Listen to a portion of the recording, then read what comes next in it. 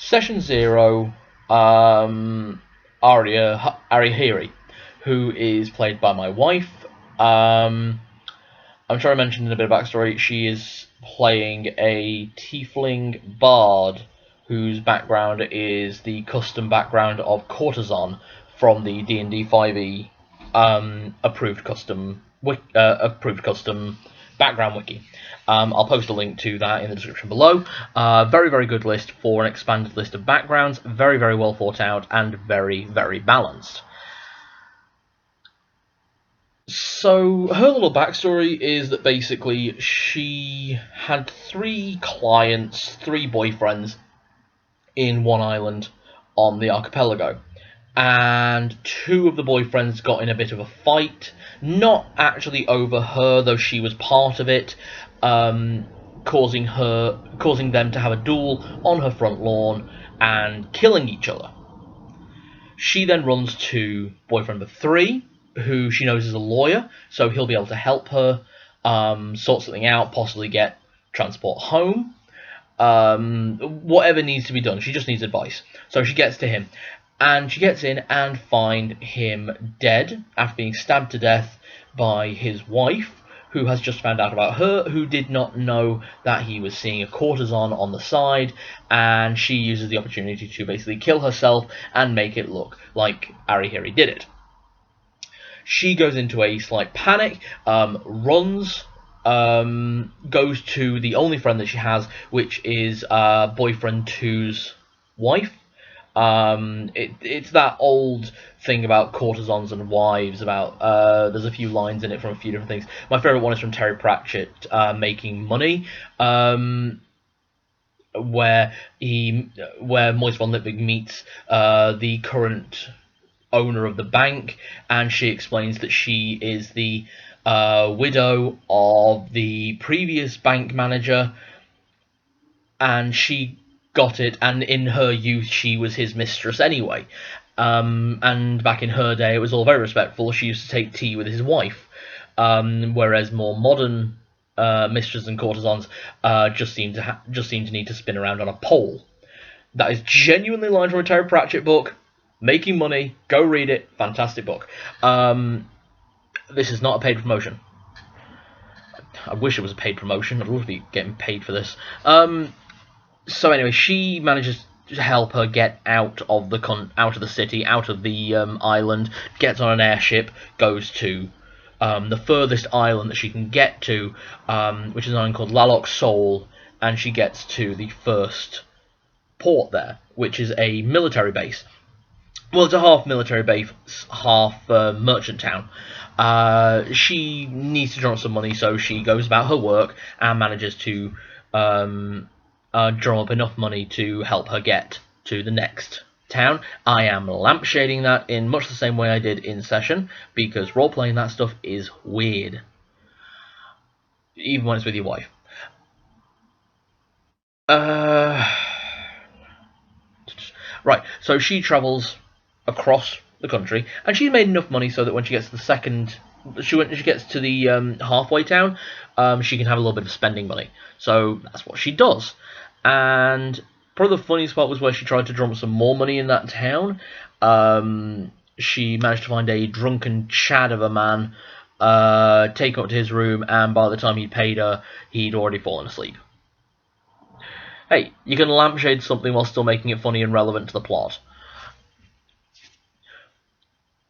During the journey, she met 2 people of note. I mean, she met 2 other people who were alright, but the 2 people of note were a half-elf spellcaster of some kind.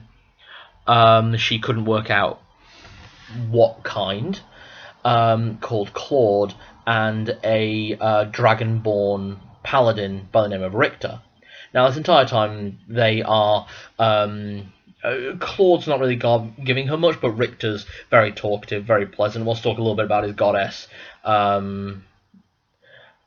Jenny fails her history... Well, she doesn't. No, she passes a history check, so she knows about that this Dragonborn clearly worships a goddess of that's a bit unpopular, but is not seen of in particularly bad light. But that's basically all she knows. And that's okay. They mostly play cards, drink, have a good chat. They get to the final town where she needs to go to the next island to get away from the bounty hunters. She has a name for a captain of a ship who owes Richter and Claude. Well, they owe a favour to a friend of Richter and Claude, and that guy owes Richter and Claude a favour.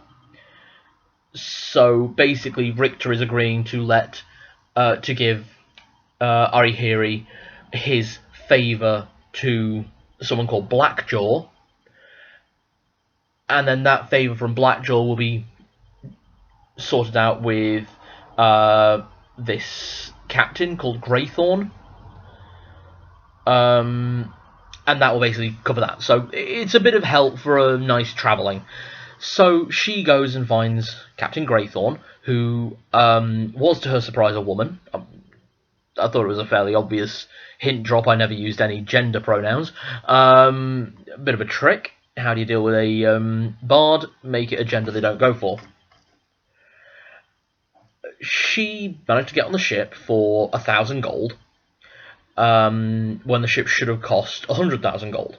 A bit of a cruise liner. On the ship, she meets someone else that Richter had recommended her to talk to, a woman by the name of Mia. They have a nice night, they play some cards, they chat, they hang out a little bit, and then Mia mentions about how she can't wait to see the fireworks tomorrow. And Ari's a bit curious, maybe there's something on the ship, don't know. So she joins Mia on the deck for the last night of the journey. It was only a 2-day crossing. And that's when they see on the horizon the city they just came from, on Lilac Soul, burn. Just fire everywhere. It like starts in the middle and spreads out as 2 walls of flame. And it just erupts the town. And that's when Jenny's character, Aria Hiri, turns back to Mia to ask what's going on, and realises that Mia is slowly turning into Tiamat, as in the evil goddess queen of all chromatic dragons. That's who this woman was. And this is a woman that she had called a prostitute to her face. She called Tiamat a prostitute to her face. It was absolutely hilarious for me. It was beautiful. It was just, she doesn't know what she does. Tiamat gives a little bit of a speech about how Aria Hiri is interesting, so she'll let her live, so go away. The one question she was allowed to ask was why, and the answer was too many churches on Lilac Soul. It was a very, very religious country, so that's why it burned in a holy fire. And that's when she put 2 and 2 together and realised it must have been Claude and Richter, the 2 men she'd been travelling with, the half-elf and the dragonborn.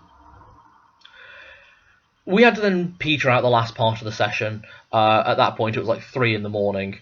So I'll do a final catch-up on the last part of her 0 session once we finished it. But there's not really much to tell. I'll just say what happens. Basically, she arrives in the town. She sends a letter home to her madame and her father, who are back on... is one of the major islands, basically one of the richer islands that she needs to get to due to everything that's happened. And she goes looking for this man named Jimmy, who apparently can help her find work until she gets an idea of what she wants to do. That is the session. That's it. That's done. Okay, next video is the 0 session with my friend Dudley, who is playing Lenny the Big Gay Orc. Fantastic.